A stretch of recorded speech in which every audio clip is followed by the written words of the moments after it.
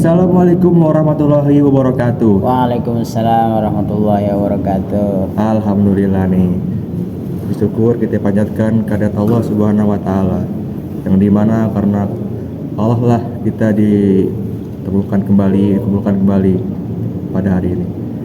Di sini kita udah bareng teman kita, saudara Irfan.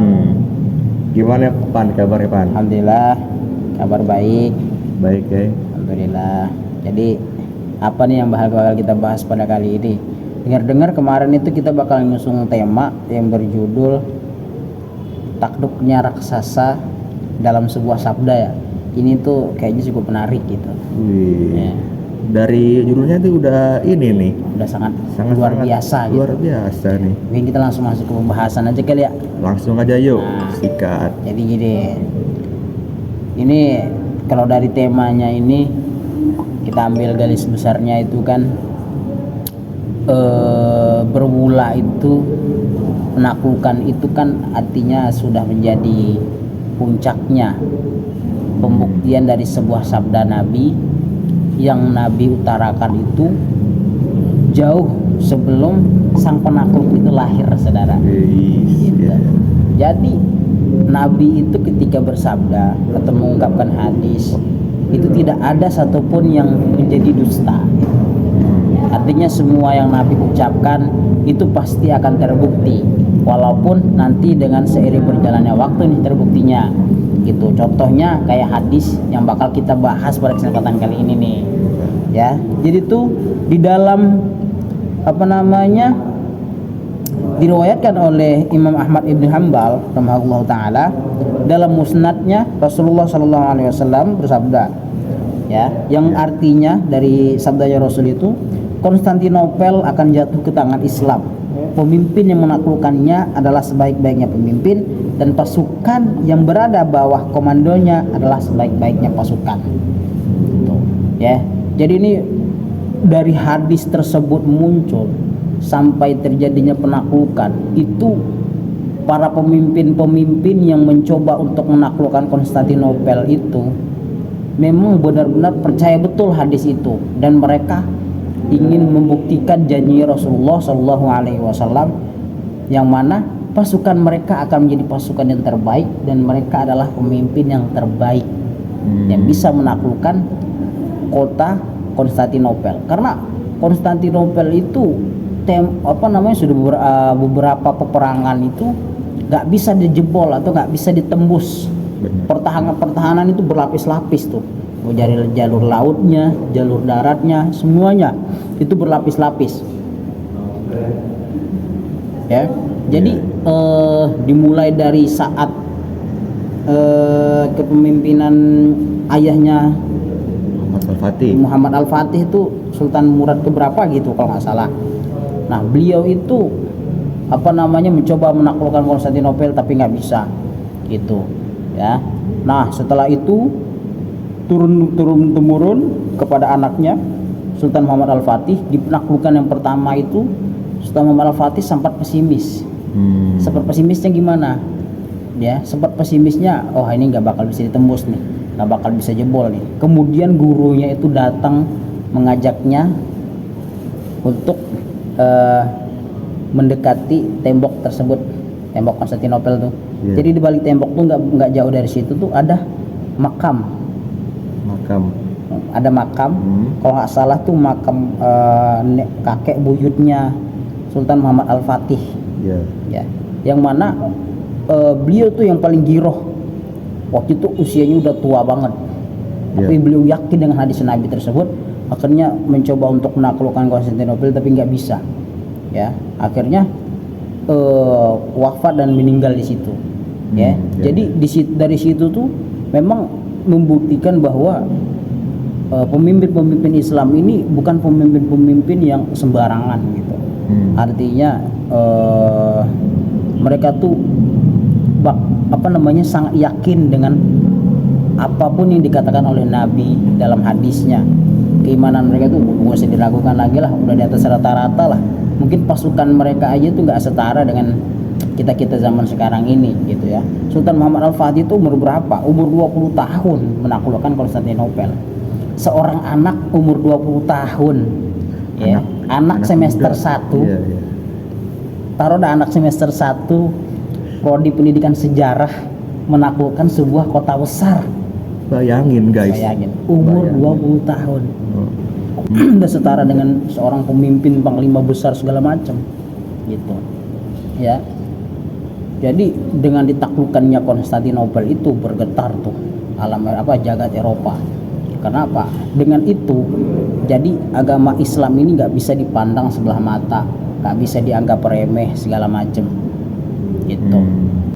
Jadi memang Allah Subhanahu wa taala sendiri itu ketika kezaliman itu datang dan terang-terangan di muka bumi ini ya. Kita tuh sebagai orang yang tahu, yang mengerti, yang paham, Sultan Muhammad Al-Fatih itu nggak bisa jangan diragukan lagi udah kapasitasnya tuh, kapabilitasnya itu, cinta tanah airnya, wah nggak usah diraguin lagi. Karena apa? Beliau tuh ditempa dengan guru yang khusus ya. Jadi umur berapa tuh Sultan Muhammad Al-Fatih udah merasakan penderitaan sebagai seorang anak ya. Ayahnya itu kalau nggak salah ditikam ya. Nah itu Sultan Muhammad Al-Fatih itu juga hidup sezaman dengan, kalau kita pernah nonton film Dracula nggak? Oh, Dracula. Nah, ya. itu film itu memang ternyata kisah nyata. Oh, bukan fiktif ya? Bukan fiktif ya. Nama aslinya tuh Vlad siapa gitu ya. Dia tuh musuhnya Sultan Muhammad Al-Fatih, tapi gurunya sama, satu guru sama Sultan Muhammad Al-Fatih. Iya. Tapi beda ini ya. Beda. Jadi dia melenceng Iya. dan mengingkari Tuhan dan segala macam. Jadi tuh dia tuh memang suka ngebantai warga-warga. Habis ngebantai digantungin tuh, dipancang-pancang tiang-tiang tinggi.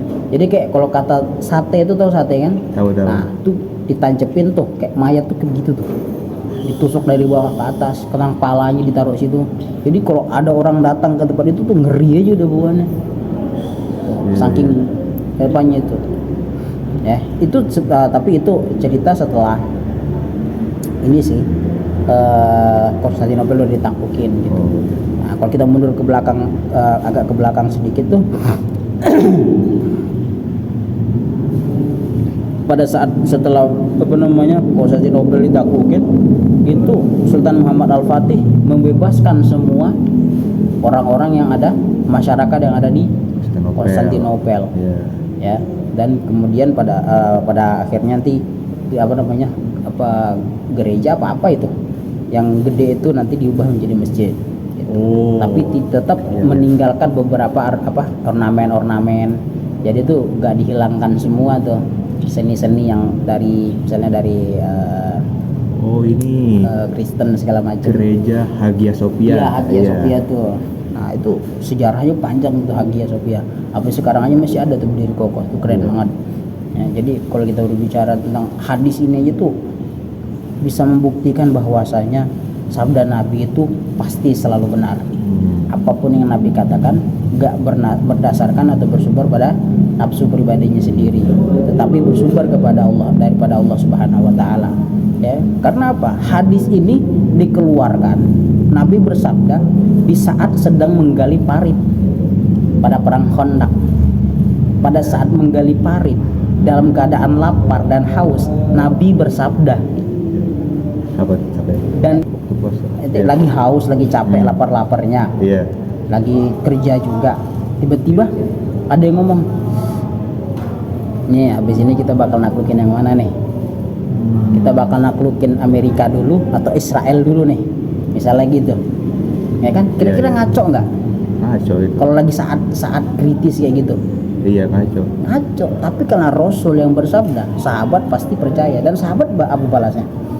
Iya. Kayaknya kita bakal naklukin Konstantinopel dulu, atau kayaknya kita bakal naklukin Roma dulu. Dengan jawaban itu, artinya iman orang-orang yang sahabat-sahabat Nabi yang ikut dalam proses penggalian perang Khandaq, proses penggalian parit tersebut, itu tuh sudah meyakini benar betul-betul bahwasanya dua kota terbesar, dua kota terkuat di dunia pada saat itu Iya. bakal ditangkapin oleh umat Islam. Memang bahwa banyak hadis-hadis Nabi itu yang terbukti.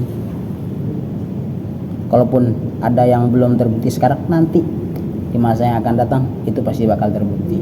Dan kita sebagai umat Islam harus meyakini itu. Harus yakin ya. Harus yakin dengan apapun yang Nabi sabdakan, kita harus yakin. Mungkin itu Nah guys, jadi kesimpulannya mungkin sabda Nabi itu bukan dari nafsu ataupun kemauan Nabi sendiri, tetapi itu benar-benar sebenarnya Ta'ala. dari Allah Subhanahu wa taala guys. Yang betul-betul. Dan juga menurut saya